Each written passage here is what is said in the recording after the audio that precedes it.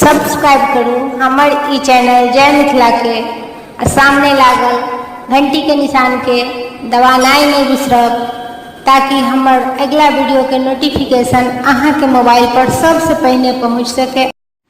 एहन सुंदर मिथिला धाम दोसरे पायब कोने ठाम, दोसरे पायब कोने ठाम। दुल्हा दुल्हन सीताराम जनकपुर में, दुल्हा दुल्हन सीताराम जनकपुर में। हम विभा झा अहाँ सब गोटे मिथिलावासी के जय मिथिला चैनल पर तहे दिल से स्वागत करै छी। अहाँ सब गोटे के गोर लगै छी। आइ हम अहाँ सब गोटे सँ मिथिला भूमि के महात्म से संबंधित किछु प्रसंग शेयर करब। आशा करै छी जे अहाँ सब गोटे लाभान्वित होयब। मिथिलाक भूमि महात्म तऽ एतेक अछि जे मौखिक रूपसँ वर्णन नहि भऽ सकैत अछि। मुदा जे किछु प्रसंग अहाँ सबसँ शेयर करब अहाँ सब गोटे के नीक लागत तऽ चैनल के सब्सक्राइब करब। धन्यवाद। जेना अहाँ सब गोटे जनैत छी जे जनक नंदिनी सीता जगत जननी माता लक्ष्मी के अवतार छलखिन। हिनकर प्राकट्य सीतामढ़ी जिला के पुनौरा धाम में भेल छलनि आ लालन पालन जनकपुर में भेलनि, जतय हिनकर पिता जनक जी के राजधानी छलनि। जखन जानकी जी विवाहक जोग भेलथिन तऽ हिनकर पिता जनक जी स्वयंवर आ धनुष यज्ञ केलखिन, जाहि में धनुष तोड़बाक लेल देश देश के राजा प्रयास केलनि आ असफल भेलथिन। यज्ञ देखबाक हेतु श्री राम आ लक्ष्मण सेहो गुरुजी के संग आयल छलखिन।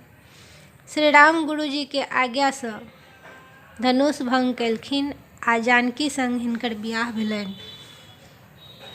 जखन विदाईक समय भेलनि तऽ सिया धिया के डोली में बैसा देल गेलनि आ रामचंद्र आगू आगू रथ पर रहथिन। मुदा संपूर्ण मिथिलावासी कनैत छलै। ई सब देखि जानकी जी किछु विचार केलखिन। आब तऽ सीताक डोली एतेक भारी भऽ गेलनि जे उठौलनि नहि उठनि। किछु लोग राम जी सँ जाके कहलखिन जे डोली तऽ बड्ड भारी भऽ गेल, आब कोना उठत। ई सुनि राम जी के बड़ आश्चर्य भेलनि जे एना कोना भऽ सकैत अछि। ओ अपन रथ सँ उतरि सीताक आगू ठाढ़ भऽ गेलथिन आ पुछलखिन जे डोली भारी हेबाक कारण कहू। एक बेर तऽ अहाँ अपन मुँह खोलू आ कहू। जानकी जी किछु नहि कहलथिन आ भूमि पर देखऽ लगलखिन। राम जी फेरो से पूछलथिन जे अपन ई लीलाक मर्म तऽ कहू। तब जानकी जी कहलथिन जे ई संपूर्ण मिथिलावासी हमरा बेटी मानैत अछि आ हमरा लेल एतेक कनैत अछि से हमरा मान्य नहि। हमरो तऽ किछु फर्ज अइ जे हिनका सब गोटे के किछु दियौन। तखन रघुनाथ जी कहलथिन जे हिनका सबके की चाही से सब हम देबनि। सीता कहलथिन जे सब गोटे हमरा बेटी मानैत छथि, ई प्रत्यक्ष रूप से किछु नहि लेतनि, तेँ हिनका अप्रत्यक्ष रूप से किछु दियौन। तखन रघुनाथ जी पुछलखिन तऽ मांगू, हिनका सब गोटे लेल अहाँ की वरदान मंगै छी।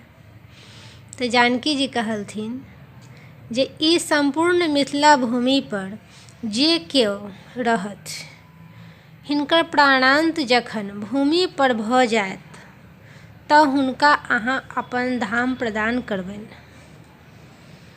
राम जी तथास्तु कहि हँसऽ लगलखिन आ कहलखिन जे आब तऽ अवधपुर चलू। तखन डोली उठि गेलनि। धन्यवाद।